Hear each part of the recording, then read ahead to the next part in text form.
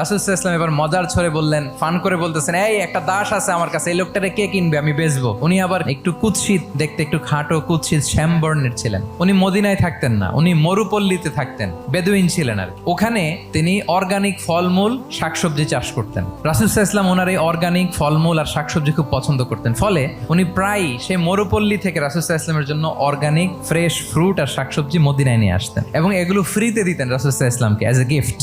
আর কিছু শাকসবজি ফলমূল তিনি মদিনার বাজারে বিক্রি করতেন। তো একবার তিনি এসে রাসূল সাল্লাল্লাহু আলাইহি ওয়াসাল্লামকে অর্গানিক এই ফ্রুটগুলো দিয়ে বাকিগুলো মদিনার বাজারে বিক্রি করতেছেন। রাসূলুল্লাহ সাল্লাল্লাহু আলাইহি ওয়াসাল্লাম বাজার ভ্রমণে গেলেন, যে দেখে ওই তো জাহের, তো ওনাকে দেখেই রাসূল সাল্লাল্লাহু আলাইহি ওয়াসাল্লাম পিছন থেকে এরকম ঝাপটে ধরলেন। উনি তো আর দেখতে পারতেছেন না কে ধরলো, উনি বলে মান হাদা আরসিলনি, এই ছাড়ো ছাড়ো। যখন পিছনে ফিরে দেখে আল্লাহ রাসূল সাল্লাল্লাহু আলাইহি ওয়াসাল্লাম এখন আর ছাড়াছাড়ি করে না, এখন ওনার পিঠটা রাসূল সাল্লাল্লাহু আলাইহি ওয়াসাল্লামের বুক মোবারকের দিকে আরো লাগাই দিচ্ছে। এইভাবে ফান করে বলতেছেন, এই একটা দাস আছে আমার কাছে, এই লোকটারে কে কিনবে, আমি বেচবো।